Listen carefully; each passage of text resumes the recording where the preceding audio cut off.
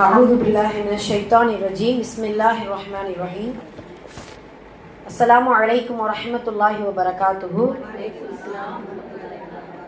إن الحمد لله رب العالمين نحمده ونصلي على رسوله الكريم إلى يوم الدين أما بعد فقد قال الله تعالى في القرآن الكريم والفرقان المجيد فأعوذ بالله من الشيطان الرجيم بسم الله الرحمن الرحيم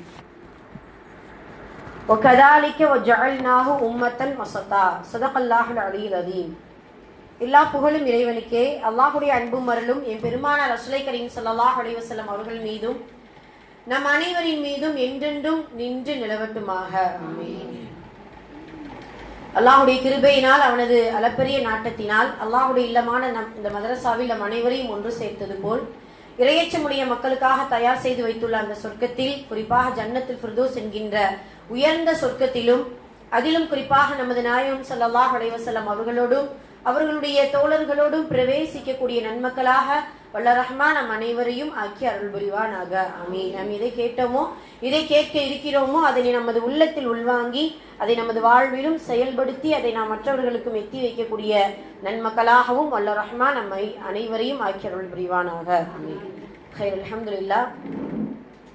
கடைசியாக ஒரு வாரத்துக்கு முன்னாடி பார்த்தோன்னு, போன வெள்ளிக்கிழமை இல்லை, அதுக்கு முன்னாடி நம்ம பார்த்தோம் அரஃபாவுடைய நாளுடைய சிறப்புகளை குறித்து நம்ம பார்த்தோம். அல்ஹம்துலில்லாஹ். சரி, இன்னைக்கு ஓதப்பட்ட குர்ஆன் வசனம் ரொம்ப அழகான அற்புதமான கருத்துக்கள் நிறைந்த வசனங்கள் எடுத்து ஓதுனாங்க. அதனுடைய விளக்கமும் சொன்னாங்க. இந்த வசனத்திலிருந்து தெரியக்கூடிய சில விஷயங்களை குறித்து நம்ம பார்ப்போம். முதல்ல அதுல அந்த வசனத்துடைய ஆரம்பமே எப்படி இருக்கு? அல்லாஹ் என்று சொல்லி அதில் உறுதியாக இருந்தவர்களுக்கு எந்த கவலையும் எந்த பயமும் இருக்காது. கவலைக்கும் பயத்திற்கும் நிறைய வித்தியாசங்கள் உண்டு. கவலை என்று சொல்லும் பொழுது எதிர்காலத்தில் நாம் எப்படி இருப்போம், எதிர்காலத்தை குறித்த கவலை. பயம் என்று சொன்னால் மறுமையில் நம்மளுடைய நிலைமையை குறித்த பயம். ரெண்டுமே நமக்கு இல்லாமல் இருக்க வேண்டும் என்றால் அல்லாஹ் என்கின்ற வார்த்தையோடு நிலைத்திருக்க வேண்டும். சுப்ஹானல்லாஹ். வெறுமனே இந்த அல்லாஹ் அப்படின்னு சொல்லி முடிச்சிறது மட்டுமல்ல. உன்னை படைத்த இறைவன் யார் அப்படின்னு கேட்கும் பொழுது அல்லாஹ், நம்மை வணங்க தகுதியானவன் யார்? அல்லாஹ் அப்படின்னு சொல்லி அதோடு மட்டுமல்ல, ஆமன்து பில்லா என்று சொல்லும் பொழுது அதில் பல விஷயங்கள் அடங்கியிருக்கு. அப்படிங்கிறத நம்ம ஏகத்துவம் கொள்கையை குறித்து, நம்ம அகைதாவை குறித்து படிக்கும் பொழுதே நிறைய நம்ம படிச்சிருக்கோம். அல்ஹம்துலில்லாஹ். அல்லாஹ்வுடைய தனித்தன்மைகள், அவனுடைய பண்பு நலன்கள், அவனுடைய குதிரத்துகள் அனைத்திற்கும் பொறுப்பாளன் யார்? அல்லாஹ் மட்டும்தான். இப்போ அல்லாஹ் என்கின்ற அந்த படைப்பாளனை அறிந்து அதன் மூலியமாக நம்ம இன்ஷா அல்லாஹ் என்ன செய்யணும்? அவனிடத்துல உதவி தேடணும், அவனுடைய நெருக்கத்தை பெறணும். இது எல்லாம் சேரும் பொழுதுதான் இஸ்திகாமத் என்கின்ற உறுதி நமக்கு கிடைக்குது. இந்த உறுதி கடைசி வரைக்கும் இருக்கணும் அல்லாஹ்விடத்துல. அதுக்குத்தான் நம்ம அதிகமா துஆ செய்வது என்ன? ஈமானோடு வாழ வைத்த எங்களை ஈமானோடு மரணிக்க செய்ய அல்லாஹ் அப்படின்னு சொல்லிட்டு நம்ம துஆ செய்யறோம். அதன் அடிப்படையில அல்லாஹ் என்று சொன்னால் அனைத்து கவலைகளும் பயமும் எந்த துக்கமும் இல்லாமல் ஆக்குவான் அப்படிங்கிறதுல உறுதியா இருக்கணும். சுப்ஹானல்லாஹ். அதே போல தாயை குறித்து, தாய்க்கு செய்யக்கூடிய பணிவிடைகளை குறித்தும் விளக்கமான முறையில சொன்னாங்க. அல்ஹம்துலில்லாஹ். அதுல என்ன அப்படின்னா, அல்லாஹ் என்று அல்லாஹை பத்தி சொன்ன உடனே அதற்கு பின்னால் பெற்றோர்களை பத்தி அல்லாஹு தஆலா சொல்லக்கூடிய சில வசனங்கள் நிறைய இருக்கு, குர்ஆன்ல நிறைஞ்சிருக்குது. உலகத்துல குற்றங்கள், அதாவது உடனே கொடுக்கப்படக்கூடிய சில குற்றங்கள் இருக்குது அப்படின்னு சொன்னா பெற்றோர்களை நோவினைப்படுத்துதல் அதில் ஒன்று. பெற்றோர்களை நோவினைப்படுத்தும் பொழுது அந்த நோவினைப்படுத்துவதின் காரணமாக ஏற்படக்கூடிய தண்டனைகளை அல்லாஹ் இந்த துன்யாவில என்ன செஞ்சிருவான்? நமக்கு கொடுத்து விடுவான். அல்லாஹ் பாதுகாக்கணும். அதனால பெற்றோர்கள் என்கின்ற விஷயத்துல ரொம்ப கவனமா இருக்கணும். அதே போல தாயா தந்தையா என்று சொல்லும் பொழுது இஸ்லாமிய மார்க்கம் தாய்க்கு முன்னுரிமை கொடுத்திருக்கிறது அப்படிங்கிறது இந்த வசனத்துல நமக்கு தெரிய வருது. அதற்கடுத்து 3வது சாப்டர், அந்த வசனத்துல இவங்க வாசித்த 3வது விஷயம் என்ன அப்படின்னு சொல்லும் பொழுது ஒரு அற்புதமான துஆ. உலகத்துல எத்தனையோ நிஅமத்துகளை அல்லாஹ் நமக்கு கொடுத்து அதை அனுபவிக்க செய்யக்கூடிய ரஹ்மத்தை அல்லாஹ் கொடுத்திருக்கிறா அப்படின்னு சொன்னா இறைவனுக்கு நிறைய நன்றிகள் செலுத்தணும், ஷுக்குர் செய்யணும். அந்த ஷுக்குர் செய்யக்கூடிய வார்த்தைகள்லயே ஆக சிறந்த வார்த்தை இந்த துஆ. ரப்பி அவ்ஸிஅனி அன் அஷ்குர நிஅமத்தக அல்லதி அன்அம்த அலைய.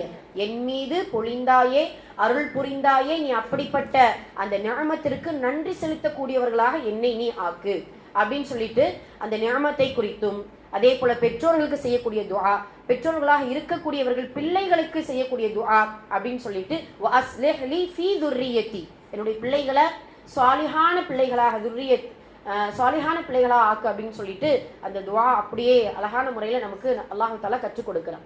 அல்லாஹுடைய பாணி என்ன அப்படின்னு சொன்னா, வெறும் இபாதத்தை மட்டும் குர்ஆன்ல சொல்றது இல்லை. எல்லா விஷயமான, இப்போ உதாரணமாக இயல்கள் படிச்சிருக்கோம் இல்லையா, பண்பியல், வாழ்வியல், வணக்கவியல், இறையியல், வணிகவியல் அப்படின்னு சொல்லி படிச்சிருக்கோம். இது எல்லாம் குர்ஆன்ல அல்லாஹ் பேசுறான். குர்ஆனில் எல்லாம் பேசுகிறான்.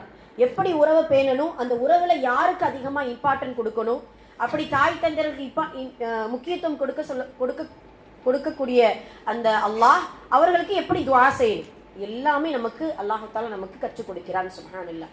அற்புதமான வசனம், அழகான விளக்கத்தோடு இருந்துச்சு. அல்லாஹ் எல்லோருக்கும் இதை ஏற்று நடக்கக்கூடிய பாக்கியத்தை தந்தல் புரிவானாக. ஆமீன். கைர் அல்ஹம்துலில்லாஹ். அடுத்து அழகான முறையில் தஹ்ஃபீல் சொன்னாங்க. ரொம்ப தஜ்வீதோடும் நிறுத்தியும் அழகா ஓதுனாங்க. மாஷா அல்லாஹ். அல்லாஹ் எல்லோருக்குமே இந்த குர்ஆனுடைய ஞானத்தை மேலும் மேலும் அல்லாஹ் அதிகமாக்கி கொடுக்கணும்.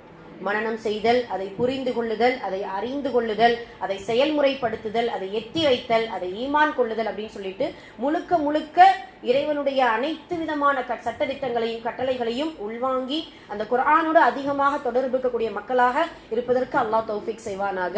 ஆமீன். ரசூல் ஸல்லல்லாஹு அலைஹி வஸல்லம் அவர்கள் சொன்னது போல, குர்ஆனை சுமக்காத உள்ளமும் குர்ஆன் ஓதப்படாத வீடும் பாலடைந்த வீட்டுக்கு சமம் அப்படிங்கிறத நபி ஸல்லல்லாஹு அலைஹி வஸல்லம் அவர்கள் சொல்லுவாங்க. அதனால நம்ம வெறுமனமே ரமலான் மாதத்தில் மட்டுமல்ல, மற்ற எல்லா மாதங்களிலும் இந்த குர்ஆனோடு தொடர்பு இருக்கணும். அதே போல வசனங்களை புது புது சூறாக்கள் எடுத்து இன்ஷா அல்லாஹ் என்ன செய்யணும், மனனம் செய்வதற்கு நம்ம இன்ஷா அல்லாஹ் முயற்சி செய்யணும். அல்லாஹ் தஆலா எல்லோருக்குமே கல்வி ஞானத்தையும் ஞாபக சக்தியையும் மனனம் செய்யக்கூடிய ஆற்றலையும் அதை புரிந்து வாழக்கூடிய நசீபையும் நம்ம அனைவருக்கும் அல்லாஹ் தந்தருள் புரிவானாக. ஆமீன். கைர் அல்ஹம்துலில்லாஹ். இன்னைக்கு நம்ம எதை பத்தி பார்க்க போறோம் அப்படின்னு சொல்லும் பொழுது, நன்மையில் சமமான 4 நபர்களை குறித்து பார்க்க போறோம். இதனுடைய ஹெட்டிங்க ஆழமா நம்ம உள்ளுணரணும். நன்மைகளில் சமமான 4 நபர்கள். ஏன் அப்படின்னு சொன்னா, இப்போ இந்த துன்யாவில் இந்த உலகத்துல வாழும் பொழுது ஒரு எஜமானனுக்கு கீழே அடிபணியக்கூடிய வேலை செய்யக்கூடிய வேலைக்கு தக்கனதா கூலி கொடுப்பாங்க. அப்படிதானே? எல்லாருக்குமே அதுதான். உதாரணமாக இப்போ இன்ஜினியருக்கு கொடுக்கக்கூடிய அந்த சம்பளமும் சித்தாளுக்கு கொடுக்கக்கூடிய சம்பளமும் என்ன செய்யாது, ஒன்னாகாது. அப்படிதானே? அப்படி எல்லாத்திற்குமே வேறுபாடு, நற்கூலியில வேறுபாடு உண்டு மனிதர்களுக்கு இடையில. ஆனா அல்லாஹ்வை பொறுத்த அளவுக்கு சுப்ஹானல்லாஹ், சில நன்மைகள்ல சொன்னவங்க செஞ்சவங்க, அதை ஆமோதிச்சவங்க, அதை எடுத்து சொன்னவங்க, அதுக்கு வழிகாட்டினவங்க, அதுக்கு இஷாரா கொடுத்தவங்க, சைகை செய்தவங்க, எல்லாத்திற்கும் சமமான நன்மை அல்லாஹ் கொடுப்பான். சுப்ஹானல்லாஹ். அப்படியான 4 நபர்கள் 4 நன்மைகளை குறித்து இன்ஷா அல்லாஹ் பார்க்க போறோம். இந்த நன்மைகளை நம்ம இன்ஷா அல்லாஹ் கற்றுக்கொண்டு இந்த வழியில இந்த 4 அமல்கள் எந்தெந்த வழியில உலகத்துல நடைபெற வேண்டுமோ அதுல இருக்கக்கூடிய அத்தனை துறைகளையும் நம்ம இன்ஷா அல்லாஹ் என்ன செய்யணும், பயணிக்கக்கூடியவர்களாக இருக்கணும். ஏன்னா இது சொல்லுவாங்களே, நோகாம நோன்பு வைக்கிற மாதிரி. அவ்வளவா வேலை செய்யவே தேவையில்லை, எத்தி வச்சா போதும், சொன்னா போதும், அதுக்கு வழிகாட்டுனா போதும். சுப்ஹானல்லாஹ். எவ்வளவு அழகான அமல்களா இருக்கும். சுப்ஹானல்லாஹ். அதை குறித்து தான் நம்ம இன்ஷா அல்லாஹ் இன்னைக்கு பார்க்க போறோம். ஏன் அப்படின்னு சொன்னா, நன்மை அப்படிங்கிறதுக்கு குர்ஆன்ல நிறைய வார்த்தைகள் உண்டு. ஹசனாத், ஹைராத், அஜ்ர், சவாப், இது எல்லாமே நன்மைகள், நற்கூலிகள், நல்லறங்கள் அப்படின்னு சொல்லிட்டு அல்லாஹ் தஆலா இந்த வார்த்தைகளுடைய வித்தியாசத்தை நமக்கு சொல்லிக் கொடுப்பான். இது எல்லாமே மறுமையில நமக்கு பலனளிக்கும். நன்மை பலனளிக்காதெல்லாம் சொல்ல முடியாது. இறை நெருக்கத்தையும் அல்லாஹ்வுடைய ரஹ்மத்தையும் பெறுவதற்கு என்ன தேவை, நன்மைகள் தேவை. அதனால தான் இன்னல்லதீன ஆமனு அமிலு ஸாலிஹாத், ஈமான் கொண்டுட்டீங்க, ஈமானோட இருந்துட்டோம் அதோடு மட்டும் விட்டுறாதீங்க, நல்லமல்கள் செய்யுங்க, நல்லறங்கள் செய்யுங்க அப்படிங்கறத அல்லாஹ் தஆலா ஈமானுக்கு அடுத்ததாக குர்ஆன்ல சொல்லக்கூடியவனாக இருக்கிறான். சுப்ஹானல்லாஹ். அதே போலதான் நன்மையை கொண்டு சில தரஜாக்கள் அல்லாஹ் மறுமையில என்ன செய்யறான், உயர்த்துறான். இதுக்கு முன்னாடி நம்ம சொல்லியிருக்கோம் இல்லையா, ஒரு தஸ்பீஹ நம்ம அதிகமா ஒரு சொர்க்கவாசி இன்னொரு சொர்க்கவாசியை விட ஒரு தஸ்பீஹ அதிகமா எண்ணிட்டாங்க அப்படின்னு சொன்னா எவ்வளவு, வானத்திலிருந்து நம்ம நட்சத்திரத்தை எப்படி நம்ம பார்க்கிறோமோ இங்க இருந்து, அதே போல நம்மளுடைய தரஜாக்கள் உயரும். சுப்ஹானல்லாஹ். அதே போல அதிகமாக நன்மைகள் செய்ய செய்ய நம்மளுடைய வாழ்க்கையே அப்படியே அல்லாஹ் தஆலா என்ன செய்வான், மாற்றி போட்டுருவான். அதிகமான நியமத்துகள், பரக்கத்துகள், நிம்மதியான வாழ்வு, நெருக்கடியான வாழ்விலிருந்து பாதுகாப்பு எல்லாம் கிடைக்கும். இந்த இஹ்சான் என்று சொல்லக்கூடிய நன்மை, ஹைராத் என்று சொல்லக்கூடிய நன்மைகள்.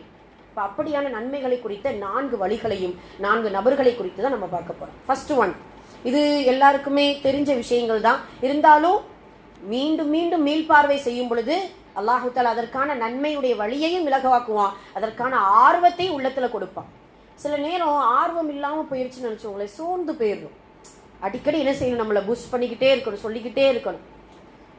ரசூலுல்லாஹ்வுடைய சபையை போல தான், உள்ளே இருக்கும்போதெல்லாம் அப்படிம்போம் இப்படிம்போம் எல்லாம் சொல்லுவோம். இப்போ வெளியில் போயிட்டோம்னா எப்பயும் போல இருந்துக்கிறது. அதனால அடிக்கடி என்ன செய்யணும், ஈமானை கொடுத்து ஈமானுடைய வழிகளை காட்டி நன்மையான விஷயங்களுக்கு ஆர்வம் ஊட்டி அப்படி அதிகமான இந்த மாதிரி பயானுடைய நிகழ்வுகளை கலந்துக்கிறோம். இன்னொன்று என்ன தெரியுமா, வெறும் செவியேற்று கொண்டே இருந்தால் ஒன்று பயனும் இருக்காது. அது ஒன்று இருக்குல்ல, அதை நம்ம என்ன செய்யணும், வாழ்க்கையில் அப்ளை பண்ணணும், அதை வந்து எடுத்து நடக்கணும். நம்ம அடிக்கடி சொல்கிறது தான், தானும் ஏற்று தன்னுடைய வாழ்க்கையில் செயல்படுத்தி மற்றவங்களுக்கு என்ன செய்யணும், அதை எடுத்து சொல்லணும். சுப்ஹானல்லாஹ். அதில் 4 வகையான மனிதர்களை குறித்து இன்னைக்கு நம்ம பார்க்க போகிறோம். முதல் மனிதர், கல்வி கற்பவரும் கற்றுக் கொடுப்பவரும் நன்மைகளில் சமம். சுப்ஹானல்லாஹ். இப்போ கல்வி கற்றுக் கொடுக்கக்கூடியவராக நாம் இருக்கிறோம் நினச்சிக்கோங்களேன். அவங்கள விட நிறைய எஃபெக்ட் போடுறோம். என்னது, இப்போ பார்த்தீங்கன்னா இத்தனை பேருக்கும் நம்ம என்ன செய்கிறோம், பாடம் எடுக்கிறோம், பாடம் சொல்லி கொடுக்குறோம், நேரங்கள் செலவாகுது, அதுக்கான மீள்பார்வைகள், எவ்வளவு விஷயங்கள் இருக்குது. சுப்ஹானல்லாஹ். ஆனால் அல்ஹம்துலில்லாஹ், நான் இவ்வளவு பேசுகிறேன் இல்லை, இவ்வளவு பேசுகிறோம், இவ்வளோ சொல்லி கொடுக்குறோம்ல, நீங்கள் அமைதியாக கேட்டு நன்மைகளை வாங்கிட்டு போயிடுறீங்க. ஆமாம், உண்மைக்கு தான். 1 மணி நேரம் நம்ம பேசுகிறோம், கிளாஸ் 1.5 மணி நேரம் நடக்குது, 2 மணி நேரம் நடக்குதுன்னு நினச்சிக்கோங்களேன். அந்த 2 மணி நேரம் 3 மணி நேரம் நான் செலவழிக்கிறது, நம்ம கத்துறது எல்லாம் அமைதியாக நிசப்தமாக உட்காந்து வாங்கிட்டு போயிடுறீங்க. சுப்ஹானல்லாஹ்.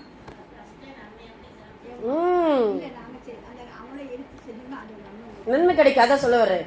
அதே இது நீங்க அப்படி மறுபடியும் மற்றவங்ககிட்ட சொல்ல, அந்த நன்மை எனக்கு டபுள் மடங்கா கிடைக்கும், அப்படி ட்ரிபிள் மடங்கா இருக்கும். உங்களுக்கு புரியுது? அப்ப எவ்வளவு ஒரு எஃபெக்ட் தான் போடுறோம், அதுக்கு பல மடங்கான நன்மைகளை நம்ம என்ன செய்யறோம், அல்லாஹ் நமக்கு கொடுக்கிறான். சுப்ஹானல்லாஹ்.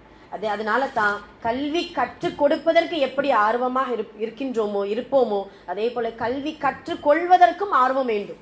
சுப்ஹானல்லாஹ். இப்போ கொஞ்சம் டவுன் ஆன மாதிரி இருக்குதுன்னு அல்லமா கிளாஸ்ல நிறைய பேர் ஆளவே காணும், போஸ்ட் அடிச்சு விட்டணும் போல, இவர்களை காணவில்லை, தேடி கண்டுபிடித்து கொடுத்தவர்களுக்கு அப்படின்னு சொல்லி நிறைய பேரை காணும்.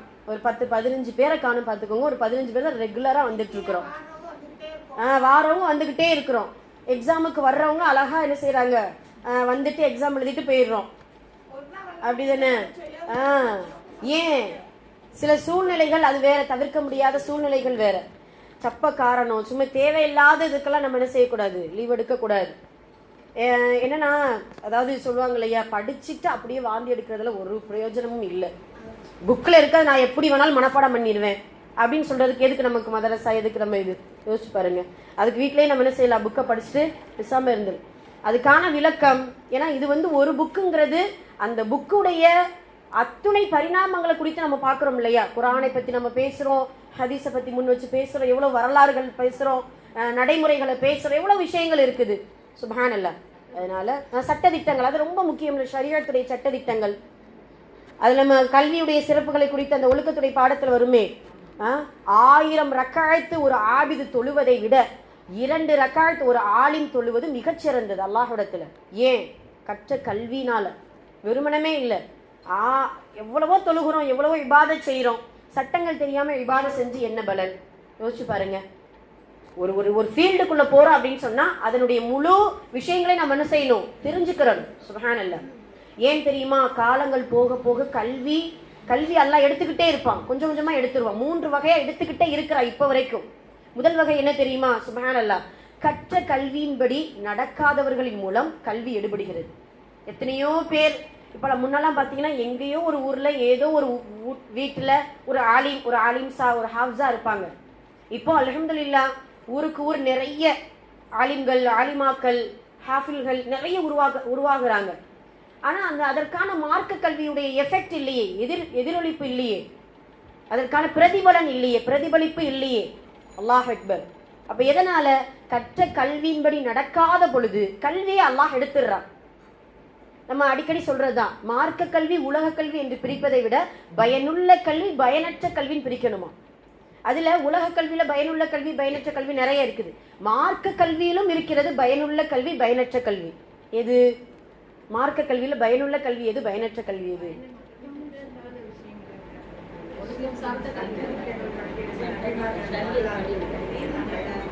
அப்ப பயனற்றதுன்னா கேளுங்களேன், பயனற்ற கல்வி மார்க்க கல்வியில எது சொல்லுவாங்க தெரியுமா? கற்ற கல்வியை நடைமுறைப்படுத்தாததான் பயனற்ற கல்வி. சிம்பிளா முடிச்சு, அவ்வளவுதான். உங்களுக்கு புரியுதா? நம்ம அல்ஹம்துலில்லாஹ் இத்தனை வருஷம் நம்ம படிக்கிற இவ்வளோ விஷயங்கள் கேட்குறோம், அதை நம்ம நடைமுறைப்படுத்தலை, ஏதோ நம்ம வாங்கணும் சன்னது வாங்கணும் நம்ம அப்படியே வச்சுட்டோம் அப்படிங்கிற மாதிரி இருந்துச்சு அப்படின்னா கல்வி கற்றும் வீண் தான், வேஸ்ட் தான், பயனற்ற கல்வி. இதுதான் பயனற்ற கல்வி மார்க்க கல்வியிலேயே. சுப்ஹானல்லாஹ். அதனால அல்லாஹு தஆலா கொஞ்சம் கொஞ்சமா கல்வியை எடுத்துக்கிட்டே இருக்கிறான். ஏன் அதை நடைமுறைப்படுத்தாததுனால.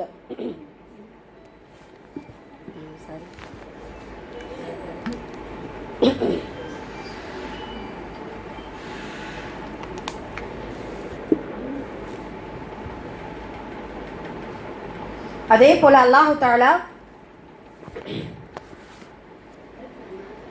கற்ற இரண்டாவது வகை அந்த கல்வியை எப்படி எடுத்துக்கொண்டு இருக்கிறான் என்றால், கற்ற கல்வியை பிறருக்கு சொல்லி கொடுக்காததின் மூலம். தானும் நடைமுறைப்படுத்தல, அது மற்றவங்களுக்கு என்ன செய்யல, கற்றும் கொடுக்கல. ஒரு சில பேர் என்னன்னா அதை நடைமுறைப்படுத்தலைனாலும் அதை கற்றுக் கொடுப்பாங்க. அல்ஹம்துலில்லாஹ். அதன் மூலியமாக அவர்களுக்கு சில பல நன்மைகள் வரும். அதன் மூலியமாக மற்றவர்கள் மாற்றம் பெறுவாங்க. அது ஒரு வகையான பயனுள்ள கல்வியாகத்தான் இருக்கும். சுப்ஹானல்லாஹ். அப்போ மற்றவங்களுக்கும் அந்த கல்வியை பயன்படுத்தலை அப்படின்னு சொன்னாலும் இப்படிதான் சில நேரம் என்ன செய்யறான், கல்வியை எடுத்து விடுகிறான்.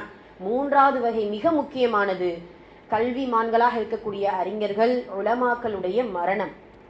ஒரு அரபு பழமொழி ஒன்று சொல்லுவாங்க, மௌத்துல் ஆலிமி கமா மௌத்துல் ஆலம். அப்படின்னா என்ன அர்த்தம்? ஒரு ஆலிமியுடைய மரணம் உலகத்தின் மரணத்தை போன்று. ஆலம் அப்படின்னா என்னது? உலகத்தின் மரணத்தை போன்று அப்படின்னு சொல்லுவாங்க. மௌத்துல் ஆலிமி கமா மௌத்துல் ஆலம் அப்படின்னு சொல்லுவாங்க. அல்லாஹ் அக்பர், அல்லாஹ் பாதுகாக்கணும். அதனால இந்த கல்வி உயிரோடு இருக்கும் பொழுதே, ஹயாத்தாக இருக்கும் பொழுதே அந்த கல்வியை தேடி நல்ல முறையில் கற்றுக்கொள்வதுதான் ஆக சிறந்தது. இப்போ உள்ள கணக்கெடுப்பு தெரியுமா? இப்போ +2 10th நிறைய பிள்ளைங்க எழுதியிருக்கிறாங்க.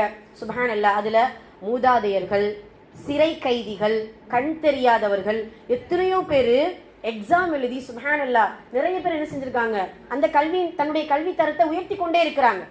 ஆனால் இஸ்லாமிய சமுதாயம் மட்டும் 43% கல்வி அறிவு சுத்தமா இல்லாதவங்க. இப்ப கணக்கெடுப்பு 43% பேர் இன்னும் இருக்கிறோம். அல்லாஹ் அக்பர். இந்த நம்ம இஸ்லாம் மார்க்கத்துல 3 விஷயம் இல்லைன்னா இஸ்லாம் மார்க்கம் வீழ்ச்சி அடைஞ்சுக்கிட்டே இருக்கும். அல்லாஹ் பாதுகாக்கணும். இஸ்லாம் மார்க்கம் அல்ல, முஸ்லீம்கள் வீழ்ச்சி அடைஞ்சு. இஸ்லாம் மார்க்கம் எப்பயுமே என்ன செய்யும், ஓங்கிதான் இருக்கும். முஸ்லீம்கள் வீழ்ச்சி அடைந்து கொண்டே இருப்போம். ஒன்று என்ன தெரியுமா? கல்வி. 2வது அரசியல். 3வது பொருளாதாரம். அது கல்வி சாதாரண கல்வி அல்ல, ஆன்மீகத்துடன் கலந்த கல்விகள். அரசியல் நீதியாக நிலைநாட்டக்கூடிய அரசியல், பொருளாதாரம் ஹலாலான முறையில் ஈட்டக்கூடிய பொருளாதாரம். இந்த 3ம் நம்மளிடத்தில் நிரப்பமாக எப்பொழுதும் நிறைவாக இருந்தால் கண்டிப்பாக முஸ்லிம் சமுதாயம் எப்பொழுதும் சிறுபான்மை சமுதாயமாக, ஒடுக்கப்பட்ட சமுதாயமாக இருப்பதற்கு வாய்ப்பே இல்லை. ஆக இந்த 43% கல்வி கற்காத மனிதர்களை என்ன செய்யறது? அல்லாஹ் அக்பர். கல்விக்கு மட்டும் வயது வரம்பு தடை இல்லை, நம்ம அடிக்கடி சொல்றதுதான். எல்லாருக்கும் அல்லாஹு தஆலா கல்வி ஞானத்தை கொடுத்திருக்கிறார். அதை நம்ம என்ன செய்யணும்? இன்ஷா அல்லாஹ் அதிகப்படுத்திக்கிட்டே இருக்கணும். அடுத்தடுத்து என்ன புதுசா என்ன கத்துக்கிறலாம், என்ன செய்யலாம். அல்லாஹ் அக்பர். இப்போ இருப்பதை செயல்படுத்தணும், இல்லாததை தெரிஞ்சுக்கணும். அதுதான் நமக்கானது. ஏமா நம்ம கல்வியே இல்லாமல் நம்ம பெரும் பதவியில் இருந்து என்னமா செய்ய சொல்லுங்க. ஏன்னா நிறைய, அதாவது நான் பரம்பரை செல்வந்தர் அப்படின்னு சொல்றதுலையோ பெரும் பதவியில் இருக்கிறதுல எந்த யூஸுமே இல்லை. அல்லாஹுடைய தூதருக்கு இறக்கப்பட்ட இக்ராங்கிறதை நம்மளால செயல்படுத்த முடியலன்னா அடுத்து செயல்படுத்தி என்ன பிரயோஜனம்? அடுத்த அமல்கள் செயல்படுத்தி என்ன பிரயோஜனம்? முதல் வார்த்தை இக்ரா தான். அந்த அறியாமை காலத்துல எத்தனையோ விஷயங்கள் இருந்துச்சு. அறியாமை காலத்துல சுப்ஹானல்லாஹ் கொலைகள், கொள்ளைகள், நிறைய அனாச்சாரங்கள் நடந்துச்சு. சிலை வணக்கம் நடந்துச்சு. அல்லாஹ் வசனத்தை இறக்கணும்னா முதல்ல லா இலாஹ இல்லல்லாஹ்னா கூட இறக்கிருக்கணுமா இல்லையா? யோசிச்சு பாருங்க. கலிமையோட சிறந்தது, அதனால இறக்கிருக்கணும்ல. அல்லது நற்குணத்தை கற்றுக்கொள்ளுங்கள் முதல் வார்த்தையா, அல்லது சிலைகளை வணங்காதீர்கள், ஏதாவது ஒன்று. இக்ரான் ஏன் அல்லாஹ் இறக்கணும்? யோசிச்சு பாருங்க. நீ படி, நீ ஓது, நீ வாசித்து பழகு. அல்லாஹ் அக்பர். அதனால தான் நம்மளுடைய வேதத்திற்கு குர்ஆன் பேர் வச்சான், கிதாபுன்னு பேர் வைக்கல. குர்ஆன் ஏன்? ஓதுதல், ஓதப்பட்டு கொண்டே இருக்கக்கூடிய வேதமாக இந்த குர்ஆன் இருக்க வேண்டும் என்பதற்காக. சுப்ஹானல்லாஹ். இப்போ அப்படிப்பட்ட கல்வியை நம்ம கற்றுக்கிறனும், கற்றுக் கொடுக்கணும். 2 பேருக்குமே நன்மைகள் என்ன கிடைக்கும்? சமமான நன்மைகளைத்தான் அல்லாஹு தஆலா வைத்திருக்கிறான் அப்படிங்கிறத நம்ம பார்க்குறோம். அதற்கு முயற்சியாக சஹாபாக்கள் எப்படி முயற்சி செஞ்சாங்க தெரியுமா? மன் சத்தர முஸ்லிமன் சத்தரஹுல்லாஹு யௌமல் கியாமா. என்ன அர்த்தம்? மன் சத்தர முஸ்லிமன் சத்தரஹுல்லாஹு யௌமல் கியாமா. யார் ஒரு முஸ்லிமின் குறையை மறைக்கிறார்களோ அவர்கள் அல்லாஹ்வுடைய குறையை மறைக்கிறார். அல்லாஹ்வுடைய குறையை மறைக்கிறார். மறந்துட்டோமோ? இல்ல இல்ல, ஆமா, அல்லாஹ் அவர்களுடைய குறையை மறைக்கிறார். சாரி, ஆமா ஆமா, அது டங்க் ஸ்லிப்பு. என்ன அப்படி அல்லாஹு தாலா நமக்கு வந்து இப்படி ஒரு நபி ஸல்லல்லாஹு அலைஹி வஸல்லம் ஒரு நபிமொழி சொல்லியிருக்கிறாங்க. இந்த நபிமொழி எடுத்துக்கிட்டு அபு அய்யூபுல் அன்சாரி ரலியல்லாஹு அன்ஹு நபி ஸல்லல்லாஹு அலைஹி வஸல்லம் இறந்த பின்னாடி உக்பா பின் ஆமிர்னு சொல்லிட்டு எகிப்து நாட்டில் இருக்கக்கூடிய ஒரு தலைவர், அவர் சஹாபி தான். ரசூலுல்லாஹ்வுடைய காலத்துக்கு அப்புறம் அவர் கலீஃபாவாக நிர்ணயிக்கப்பட்டாங்க. அங்கே போகிறாங்க. யார்? அபு அய்யூபுல் அன்சாரி உக்பா பின் ஆமிர்கிட்ட இந்த ஹதீஸுடைய தெளிவை கேட்கறதுக்கு போகிறாங்க. சுப்ஹானல்லாஹ். அதுங்க போயிட்டு, தோழரே, இந்த ஹதீஸை சொல்லும்போது நீங்களும் நானும் தான் ரசூலுல்லாஹ்வோடு இருந்தோம். இந்த ஹதீஸில் ஏதாவது வார்த்தை, ஏதாவது ஒரு எழுத்து விடுபட்டு இருக்குதா அப்படின்னு சொல்லிட்டு நீங்கள் இதை எங்களுக்கு சரி செஞ்சு இது உறுதியான சஹீஹான ஹதீஸான எங்களுக்கு சொல்லிக் கொடுங்களேன் அப்படின்னு சொல்லிட்டு மதீனாவிலிருந்து எகிப்து பயணிச்சாங்க. சுப்ஹானல்லாஹ். இது போல நிறைய வரலாறுகள் கேள்விப்பட்டிருக்கோம்ல. புகாரி ரஹ்மத்துல்லாஹி அலைஹி கடல் கலந்து போனாங்க.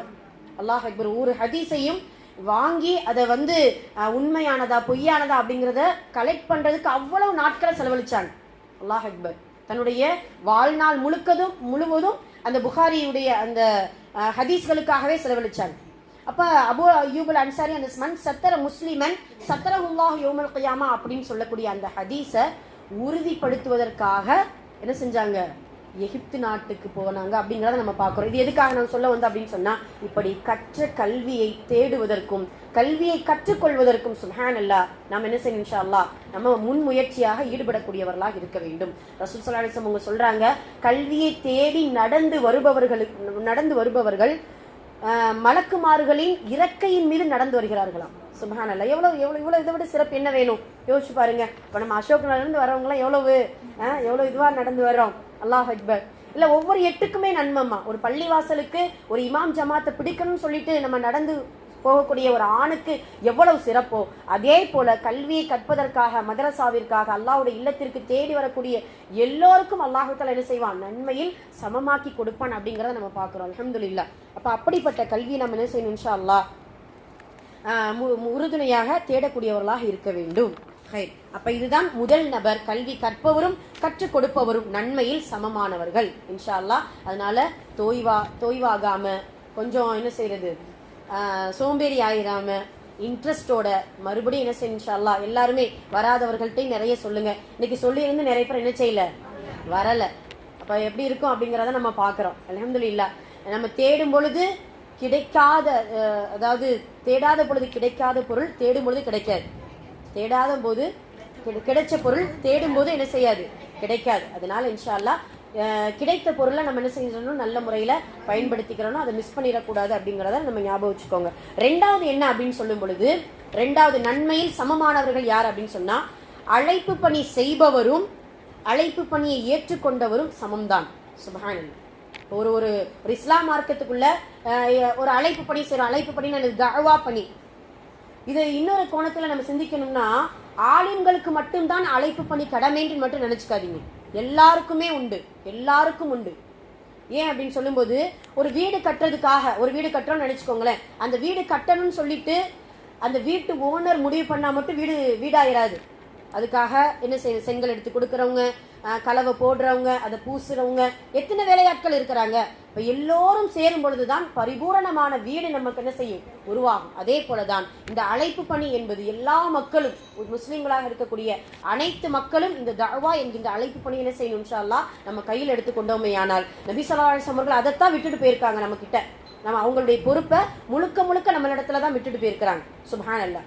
எந்த அளவுக்கு அப்படின்னு சொல்லும் பொழுது, சுப்ஹானல்லாஹ், சூரா யாசின்ல பாத்தீங்கன்னா நபிமார்களுடைய வரலாறுகள் கொடுக்கப்பட்டிருக்கு. ஃபர்ஸ்ட் ஒரு நபி வருவாரு, அன்டாக்கியா என்கின்ற ஊருக்கு அனுப்பப்படுவாங்க. அவங்களுடைய பேச்சை கேட்க மாட்டாங்க மக்கள் எல்லாம். ரெண்டாவது ஒரு நபி, மூன்றாவது ஒரு நபி. அந்த மூன்று நபியும் மெய்ப்பிப்பதற்காக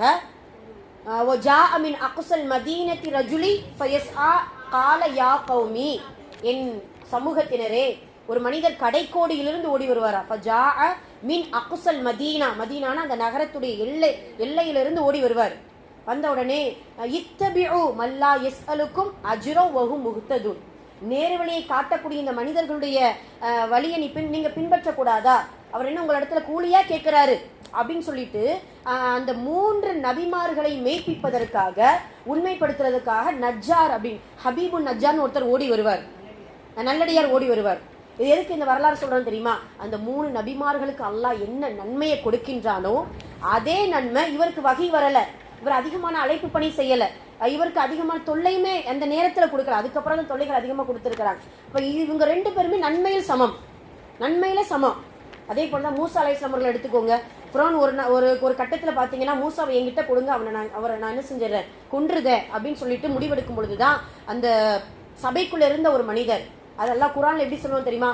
ஈமானை தன்னுடைய உள்ளத்தில் மறைத்து வைத்த மனிதர் சொன்னாரா, அல்லாஹோ வணங்குங்கன்னு சொன்னதுக்காகவா அவரை நீ கொலை செய்ய போற ஃபிரௌன் அப்படின்னு சொன்னார். இது என்னன்னா, இதுவும் ஒரு அழைப்பு பணிக்கான ஒரு ஏற்பாடு தான்.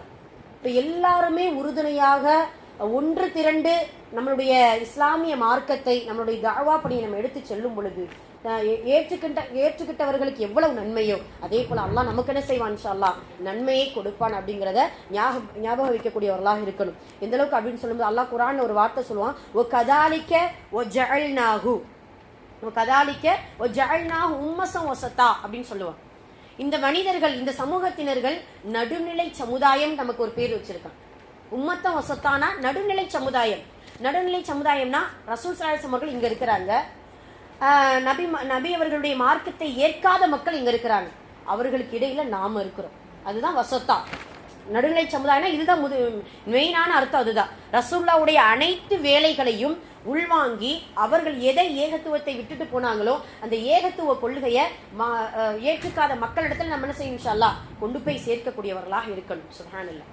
ஏன் அப்படின்னு சொன்னா, இப்போ உதாரணமாக பயான்ட்டு நம்ம ஏற்பாடு பண்ணி உட்கார்ந்துட்டோம், என்ன இந்த ஒரு கட்டடத்தை கொடுக்குறாங்க, அழகா என்ன செய்யறாங்க, ஃபேனு, லைட்டு, பெஞ்ச், எவ்வளோ வசதி, தூக்கம் வராமல் இருக்க டீ, என்ன அதை மீறி நமக்கு என்ன செய்யுது, தூக்கம் வருது இப்படின்ட்டு நம்ம என்ன செய்யறோம், இவ்வளவு ஏற்பாடுகள் செய்யறாங்க இல்லையா, இவ்வளவு ஏற்பாடுகள் செய்யறாங்க இல்லையா. இவங்க எல்லாரும் இதுல யாரெல்லாம் பொருளால், உடலால், உள்ளத்தால் உதவி செய்யறாங்களோ அவங்க எல்லாருக்கும் சரிசமமான நன்மை, சரிசமமான நன்மை. சுப்ஹானல்லாஹ். யோசிச்சு பாருங்க. இப்ப இப்படிதான் நம்மளுடைய இஸ்லாமிய மார்க்கத்தை, அல்லாஹ்வுடைய ஓர் இறை கொள்கையை மற்றவர்களுக்கு எடுத்து சொல்லக்கூடியவர்களாக இன்ஷா அல்லாஹ் இருக்க வேண்டும். சுப்ஹானல்லாஹ். இதை நம்ம என்ன செய்யறோம், இன்ஷா அல்லாஹ் இந்த பயானை நம்ம என்ன செய்யறோம், யூடியூப்ல போடுறோம். யூடியூப்ல போடும்போது நீங்க யாருக்கெல்லாம் ஷேர் பண்றீங்களோ சுப்ஹானல்லாஹ் அவங்க என்ன செய்வாங்க, கேட்கக்கூடிய, இப்ப கேட்பவர்கள், சொல்பவர்கள் எல்லோருக்கும் அல்லாஹ் தஆலா என்ன செய்யறான், சரிசமமான நன்மையை கொடுக்கிறான். சுப்ஹானல்லாஹ். ஒரு பக்கம்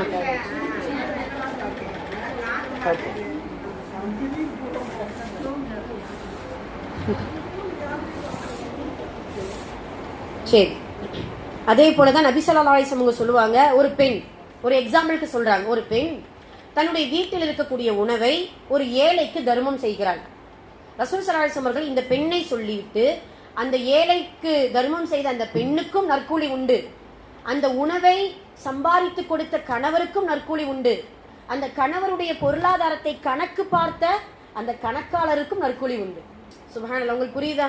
ஏதாவது இது எல்லாமே என்னன்னா, வெறும் நம்ம பேசிக்கா யோசிச்சு பார்த்தோம்னா, எடுத்து கொடுத்த பெண்ணுக்கு தானப்ப நற்கூலி அதிகமா கொடுக்கணும் அப்படிதானே நம்ம நினைக்கிறோம்.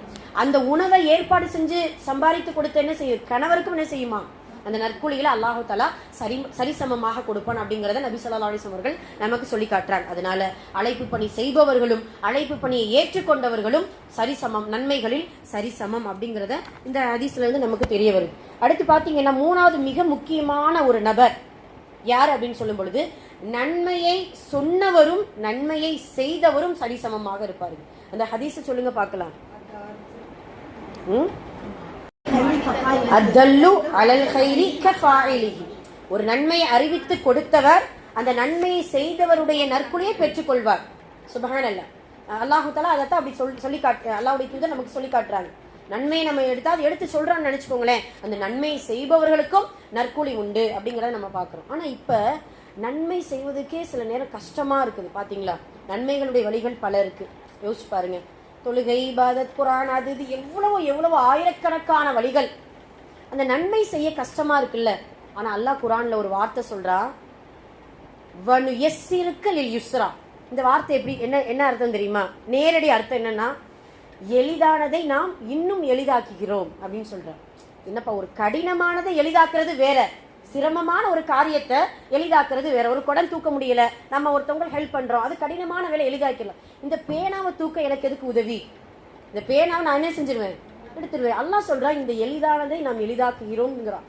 இப்ப என்ன அர்த்தம் அப்படின்னு சொன்னா, இந்த இஸ்ரா என்கின்ற வார்த்தைக்கு இஸ்லாம் என்கின்ற அர்த்தம் உண்டு. இஸ்ரா என்கின்ற வார்த்தைக்கு இஸ்லாம், தீன் என்ற அர்த்தம் உண்டு. அப்படின்னா என்னது? மார்க்கத்தை நாம் எளிதாக்குகிறோம் அப்படின்னு அர்த்தம் வைக்கலாம். நன்மை செய்யக்கூடிய வழிகளை நாம் எளிதாக்குகிறோம், அல்லாஹ்வுடைய கட்டளைகளை ஏற்கக்கூடிய உள்ளத்தை நாம் எளிதாக்குகிறோம். இதெல்லாம் அதனுடைய விளக்கம், அந்த வசனத்துடைய விளக்கம். அதே போல சுப்ஹானல்லாஹ், அல்லாஹ் சொர்க்கம் செல்லக்கூடிய பாதை நாம் எளிதாக்குகிறோம் அப்படின்ட்டு அல்லாஹு தஆலா எளிதானதாகவே இந்த மார்க்கத்தை நமக்கு கொடுக்குறான். ஆனா நன்மை செய்ய நமக்கு தான் என்ன செய்யுது? கஷ்டமா இருக்குது. அல்லாஹ் ஏன் தெரியுமா? மனசுதான் காரணம், வேற எந்த காரணமும் சொல்ல முடியாது. சூழ்நிலைகளையோ ஆமா, அதெல்லாம் நம்ம என்ன செய்ய முடியாது, காரணமே சொல்லவே முடியாது. ஒருத்தர்கிட்ட ஒரு ஐடி கம்பெனில வேலை செய்யறவர்கிட்ட பேட்டி எடுத்தாங்களாம். அவருக்கு மாசம் 1,19,000 ரூபாய் சம்பளம். கவனிக்கீங்களா? 1,19,000 ரூபாய் சம்பளம். ஆனா அவருக்கு பாத்தீங்கன்னா இந்த குக்கிங் ஃபீல்டுல ரொம்ப இன்ட்ரெஸ்ட், சமைக்கிறதுல, கேட்ரிங். சரியா? அவர் சைட்ல கேட்ரிங்கும் கொஞ்சம் என்ன செஞ்சிருக்காரு, படிச்சு வச்சிருக்கிறாரு. ஒரு நாள் 5 ஸ்டார் ஹோட்டல்ல இருந்து உங்களை நாங்க என்ன செய்யறோம், அப்பாயின்மெண்ட் பண்றோம், அதனால கேட்ரிங் பண்ண சமைக்கிறதுக்கு நீங்க வாங்க அப்படின்னு சொல்லி அவருடைய சேலரி எவ்வளவுனா 19,000. அவர் ஐடில எவ்வளவு வாங்கினாரு? அவர்கிட்ட பேட்டி எடுக்கிறாங்க. நீங்க ஃபர்ஸ்ட் நாள் அந்த கேட்ரிங் உடைய ஃபீல்டுக்கு போயிருக்கீங்க, ஒரு மாசம் வேலை செஞ்சீங்க, சம்பளம் வாங்கும்போது அந்த 19,000 வாங்கும் பொழுது நீங்க என்ன நினைச்சீங்க? ஒரு பெரிய ஒரு பொருளாதாரத்தை இழந்துட்டோம்னு நினைச்சீங்களா? ஏன்னா 19,000ங்கிறது அவருக்கு சில்ற மாதிரி. அப்போ எவ்வளவு வாங்கியிருக்கிறார்? 1,19,000க்கும் வெறும் 19,000 வித்தியாசம் இருக்குல்ல, சில்ற மாதிரி தானே அது. அப்ப சொன்னாரா, அந்த 1,19,000 வாங்கும்போது கூட என்னுடைய மனசு சந்தோஷப்படல. எனக்கு பிடிச்ச காரியத்தை நான் செய்யும் போது, சுப்ஹானல்லாஹ், ஒரு சில பேர் அப்படிதான், படிச்சது ஒண்ணு ஆமா அப்படின்ட்டு சொல்லுவாங்க, அப்படின்னு இருக்கும் இல்லையா? அந்த மாதிரி நான் படிச்ச ஒரு விஷயத்தை, எனக்கு பிடிச்ச ஒரு விஷயத்த மனதார செய்யும் பொழுது எனக்கு அது பெரிய தொகையா தெரிஞ்சிச்சு அப்படின்னு சொல்லுவாங்க. எல்லாத்திற்கும் இதுதான் காரணம். சுப்ஹானல்லாஹ், மனதுதான் நமக்கு காரணம்.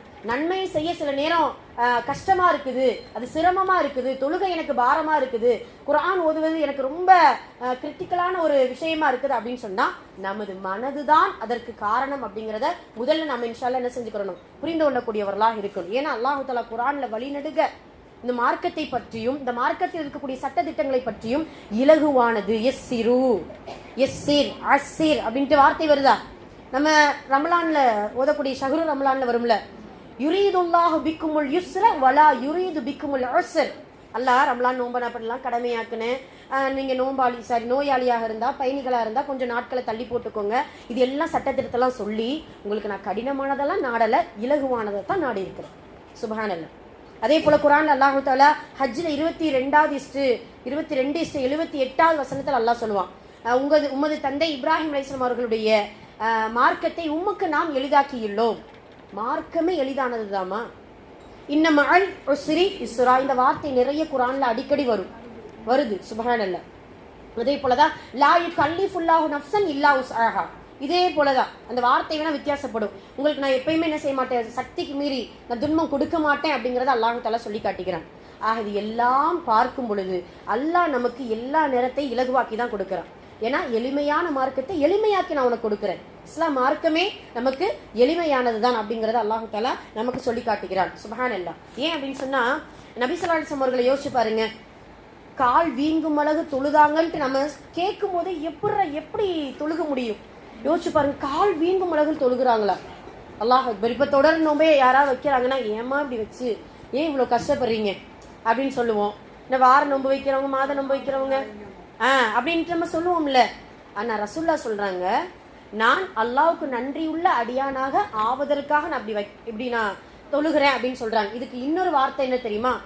நான் அந்த நேரம் தொழுகும் போது நான் அதிகமாக மகிழ்ச்சி அடைகிறேன். நான் அந்த அவ்வளவு தொழுகும் பொழுது நான் என்ன செய்றேன், அதிகமாக மகிழ்ச்சி அடைகிறேன். என்ன அர்த்தம்? என் மனசுல தொழுதாதான் நிம்மதி, என் மனசுல தொழுதாதான் அந்த நேரத்துல ஃபுல்ஃபில்லா ஆகுது, ஹாப்பியா அந்த நேரத்துல தான் நான் இருக்கிறேன் அப்படின்னா என்ன அர்த்தம்? நம்ம அமல் செய்யும் பொழுதும் நன்மை செய்யும் பொழுதும் நம்மளுடைய உள்ளம்தான் அதை கடினமாக்குவதும் இலகுவாக்குவதும். ஆனா இஸ்லாம் மார்க்கம் அது எதையுமே என்ன செய்யுது, கடினம் ஆக்காது அப்படிங்கிறத முதல்ல புரிஞ்சுக்கிறோம். ஒருத்தர் அத்தீனு யுஸ்ருன், மார்க்கம் மிக இலகுவானது. ஒருத்தர் சிறுநீர், அதாவது யார் நம்ம மஸ்ஜிதில் நபவியில சிறுநீர் கழிச்சிட்டார் அப்படின்னு சொல்லிட்டு ரசுல்லா சஹாபாக்கள்லாம் என்ன செய்வாங்க, அடிக்க போவாங்க. அப்படிலாம் செய்யாதீங்க, தண்ணி ஊற்றி ரசுல்லா என்ன செய்வாங்க, அலசி விடுவாங்க.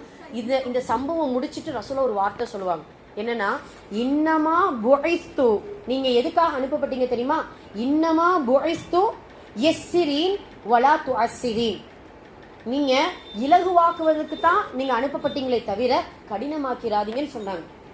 இந்த இந்த இந்த இந்த சம்பவம் வந்து நமக்கு கடினமா தெரியும். ஐயோ இது இப்படி மஸ்ஜிதில் போய் இப்படிலாம் அசிங்கம் பண்ணிட்டாரே அப்படின்னு சொல்லிட்டு அவர் செய்யறது நமக்கு கடினம், அதை சுத்தப்படுத்துறது கடினம் தான். ஆனா ரசூல்லா சொல்றாங்க, அவங்கள நீங்க கடினப்படுத்தாதீங்க, வசை சொல்லியோ அடிச்சோ திட்டியோ நீங்க கடினப்படுத்தாதீங்க. சுப்ஹானல்லாஹ். அப்ப அந்த சூழ்நிலைகளை அந்த காரியத்தை ரசூல்லா இலகுவாக்குறாங்க. இப்ப எல்லாம் மனம்தான் காரணம். அதனால தான் நன்மை செய்வதற்கும் நம்ம இலகுவாக முறையில நம்ம செய்யணும், அதை ஏற்றுக்கொள்ளக்கூடிய மனதையும் இலகுவாக்கிக்கிறோம் இன்ஷா அல்லாஹ். ஏன்னா அந்த அளவுக்கு அல்லாஹு தஆலா நன்மை செய்பவர்களுக்கும் நன்மை செய்ய தூண்டுபவர்களுக்கும் அல்லாஹ் சரிசமமான நன்மைகளை அல்லாஹ் கொடுக்கிறான் அப்படிங்கிறத நம்ம இன்ஷா அல்லாஹ் பார்க்கின்றோம். கடைசியாக நான்காவது ஒரு மனிதர் யார் அப்படின்னு சொன்னா, கொடுத்தவரும் கொடுக்க தூண்டுபவரும் சமமானவர்களே. கொடுக்க தூண்டுபவர்களும் சமமானவர்களே. அது என்ன கொடுத்தல் அப்படின்னு சொன்னா, குர்ஆன்ல சூரா லைல்ல வரும்ல, ஃபஅம்மா மன் அஅதா வத்தகா வஸத்தக பில் ஹுஸ்னா, இப்படின்ட்டு அல்லாஹ் தஆலா சொல்லி காட்டுவார். அதுக்கு முன்னாடி வசனம் என்ன வரும்?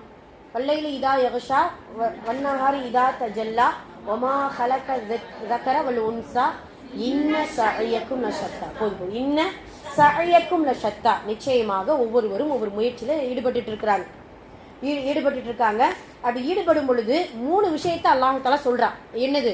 அஅதா, கொடுப்பவர்கள் யார் கொடுக்கின்றார்களோ, அதே போல யார் இறையச்சத்தோடு இருக்கின்றார்களோ, யார் இஹ்சானை உண்மைப்படுத்துகிறார்களோ, நன்மையை உண்மைப்படுத்துகிறார்களோ, அவர்கள் எல்லோருக்கும் அந்த பாதையை நாம் இலகுவாக்கி கொடுத்து விடுவோம். இவ்வளவு நேரம் நம்ம சொன்னோம்ல, இலகுவாக்கிடுவான் அல்லாஹ், இலகுவாக்கிடுவான்னு சொன்னோம் இல்லையா? ஆனா இந்த 3 விஷயத்தை தேர்ந்தெடுத்தா மட்டும்தான் அல்லாஹ் இலகுவாக்குவோம். நம்ம சும்மா வெறுமனே அல்லாஹ் சொர்க்கத்தை என்ன செய்ய மாட்டான், தூக்கி கொடுத்துட மாட்டான் இல்லையா? இந்த 3 விஷயமும் நமக்கு, இந்த 3 விஷயத்துல நம்ம ரொம்ப கவனம் செலுத்தணும். அம்மா மன் அஅதா, கொடுத்தார்களோ. என்ன கொடுக்கிறது? கொடுப்பது அப்படின்னு சொன்னா ஃபர்ஸ்ட் நமக்கு பணம் தான் ஞாபகம் வரும். தர்மம் செய்யறது, சதகா செய்யறது. பணம் மட்டும் இல்ல, கொடுப்பதற்கு நிறைய இருக்கு இந்த துனியாவில். நேரத்தை கொடுக்கலாம், அன்பை கொடுக்கலாம், கருணை காட்டலாம். இது எல்லாம் கொடுப்பது. இது எல்லாமே கொடுக்கலாம். கொடுப்பதற்கு பல விஷயங்கள் உண்டு. அதனால தான் அல்லாஹ் பொதுவா சொல்லிட்டான். அம்மா மன் அஅதா அப்படின்னு சொல்லும்போது தர்மத்தை மட்டும் கொடுங்கள்னு சொல்லல, பொதுவாக கொடுப்பது. சுப்ஹானல்லாஹ். எத்தனையோ விஷயங்கள் கொடுப்பதற்கு இருக்குது. எதனால அப்படின்னு சொன்னா, சில நேரம் செல்வத்தை அல்லாஹ் எல்லாருக்கும் கொடுக்க மாட்டான். ஆனா செல்வம் இல்லாத மனிதருக்கு கல்வியை கொடுத்திருப்பான், அறிவை கொடுக்கணும், கல்வியை கொடுக்கணும். ஒரு சில பேருக்கு ஆலோசனை கொடுக்கக்கூடிய திறமையை அல்லாஹ் கொடுத்திருப்பான். ரொம்ப கவலையில இருக்கிறாங்க, குழப்பத்துல இருக்கிறாங்க, என்ன செய்யலாம் அப்படிங்கிறது தெரியல. இப்ப ஆலோசனை கூட நம்ம என்ன செய்யலாம், கொடுக்கலாம். இப்படி கொடுப்பதற்கு பல விஷயங்கள் இந்த துன்யாவில் இருக்கும் பொழுது கொடுக்காமல் இருந்தாதான் அந்த நேரத்தில் நன்மைகள் செய்வதற்கு கடினமாயிடும். அல்லாஹ் தஆலா அதாவது சொல்ற, அம்மா மன் அஅதா, யார் கொடுக்கின்றார்களோ. சுப்ஹானல்லாஹ். அதுலேயும் பார்த்தீங்கன்னா சில நேரம் சதகான்னு அப்படின்னு சொல்லும்போது பணம் மட்டும் சதகா இல்லை, முக மலர்ச்சியோடு இருப்பதும் ஒரு சதகா தான். நல்ல வார்த்தை பேசுவதும் ஒரு சதகா தான். மற்ற நேரத்தில் நல்ல வார்த்தை பேச முடியலன்னா அமைதியை வாயை மூடிக்கொண்டு இருப்பதும் சதகா தான். ஆமாம், ஒரு 2-3 பேர் யாரையோ பற்றி பேசிக்கிட்டே இருக்காங்க, நமக்கு பிடிக்கல, அமைதியை எடுத்து என்ன செஞ்சிடணும், எந்திரிச்சு போவது கூட சலாமத்தான ஒரு சதகா. என்ன செய்வாங்க தெரியுமா? ரசூல் ஸல்லல்லாஹு அலைஹி வஸல்லம் ஆயிஷா அம்மா எல்லாரும் குடும்பத்தார்களோடு பேசிட்டு இருப்பாங்களாம். ரசூல்லா பேசிட்டு இருக்கும்போது நபி ஸல்லல்லாஹு அலைஹி வஸல்லம் அவங்க பாங்க, அங்கே பிலால் ரலியல்லாஹு அவர்கள் பாங்க சொல்லிடுவாங்க. இப்போ ஆயிஷா அம்மா சொல்கிறாங்க, யாரோ எவரோன்ட்டு குடும்பத்து உறுப்பினர்களோடு நாங்கள் பேசிகிட்டு இருப்போம், யாரோ எவரோன்னு சொல்லிட்டு அப்படியே கிளம்பி போயிடுவாங்களா நபி ஸல்லல்லாஹு அலைஹி வஸல்லம், அப்படியே விட்டுட்டு. ஏன்னா இது அல்லாஹ்வுக்கான கொடுக்கக்கூடிய நேரம். சுபஹானல்லாஹ். இப்படி நம்ம கொடுப்பதற்கு நிறைய விஷயங்கள் இருக்குது அப்படிங்கிறத நம்ம உள்ளுணர்ந்து இன்ஷா அல்லாஹ் நல்ல விடயங்களை நம்ம என்ன செய்யணும், இன்ஷா அல்லாஹ் கொடுக்கக்கூடியவர்களாக இருக்கணும். அதே போல தான் அம்மா மன் அஅதா வத்தகா. தகா என்றால் என்ன சொல்லுவோம்? தக்வா. தக்வானா இறையச்சம் அப்படின்னு சொல்லுவோம். ஆனால் தக்வா அப்படின்னு சொல்லி இறையச்சம் அப்படிங்கிற அந்த வார்த்தையோடு முடிச்சிடக்கூடாது. தக்வா என்பதற்கு பல பொருட்கள் உண்டு. அதிலுடைய அசல் சொல் என்ன தெரியுமா? வகா என்கின்ற வார்த்தையிலிருந்து தான் தக்வான்கிறது வருது. வகானா என்ன அப்படின்னா தன்னை தற்காத்து கொள்ளுதல் அப்படின்னு அர்த்தம். ஒரு ஒரு பொறி நம்ம மேலே வருது, நெருப்பு பொறி வருது அப்படின்னு சொன்னால் நம்ம என்ன செய்வோம்? தற்காத்து கொள்வோம். நம்ம கையை வச்சு மறைப்போல தள்ளி நிற்போம். இதுதான் தக்குவா. சுபஹானல்லாஹ். அந்த தக்குவாங்கிறது பயத்தாலும் வரும், பாசத்தாலும் வரணும். அல்லாஹும் அஞ்சனும் ரொம்ப நாள் பேசிட்டு இருக்கோம்ல, அப்படிதானே? அல்லாஹும் அஞ்சனும் அதுதான் இறையச்சம் சொல்கிறோம் இல்லையா? அல்லாஹ் மேலே இருக்கக்கூடிய பாசத்தினாலும் இறையச்சம் வரணும். சுபான ஒரு ஒரு காரியம் செய்கிறோம், இது எங்கள் அம்மாவுக்கு பிடிக்காதுப்பா, எங்கள் அம்மா திட்டுவாங்க அப்படின்னு சொல்கிறதுக்கும், இது எங்கள் அம்மாவுக்கு பிடிக்காத காரியத்தை நான் செய்ய மாட்டேன், இது பாசம். ஐயோ திட்டுவாங்கங்கிறது ஒரு பயம். அதே போலத்தான் அல்லாஹ்வுடைய தண்டனை நினைச்சும் அதை நம்ம என்ன செய்யணும்? தவிர்ந்து இருக்கணும். அல்லாஹ் மேலே இருக்கக்கூடிய அன்பை நினைத்தும் அதை நம்ம என்ன செய்யணும்? தவிர்ந்து இருக்கு. இதுக்கு பேர் தான் தக்குவா. அப்படியான தக்குவாவோடு இருப்பவர்களுக்கும் அல்லாஹு தஆலா நன்மையுடைய வாசல்கள் என்ன செய்கிறான்? இன்ஷா அல்லாஹ் இலகுவாக்கி கொடுக்கிறான். கடைசியாக அழகானதை உண்மைப்படுத்துதல். அம்மா மன் அஅதா வத்தகா வஸத்தக பில் ஹுஸ்னா. ஹுஸ்னா என்றால் நன்மை. நன்மையான விஷயத்தை உண்மைப்படுத்தக்கூடியவர்களாக இருக்க வேண்டும். அது என்ன நன்மையான விஷயத்தை உண்மைப்படுத்துறது அப்படின்னு சொன்னால், குர்ஆன் நமக்கு நன்மையான விஷயம். குர்ஆனில் இருக்கக்கூடிய கட்டளைகள் நமக்கு நன்மையான விஷயம்.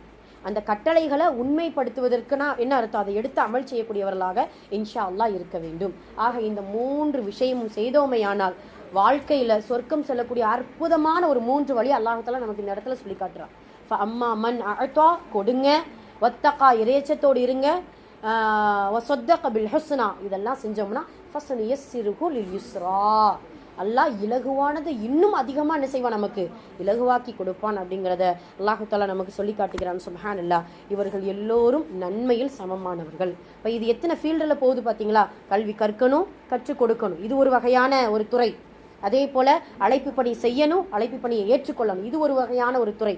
இது எல்லாத்துக்குமே பேசிக் என்ன தெரியுமா? கல்வி தான். அதுதான் ஃபஸ்ட்டு நம்ம வச்சுருக்கோம். இல்மு நமக்கு ரொம்ப முக்கியம். சுப்ஹானல்லாஹ். அதுக்கப்புறம் பார்த்தீங்கன்னா 3வது என்னது?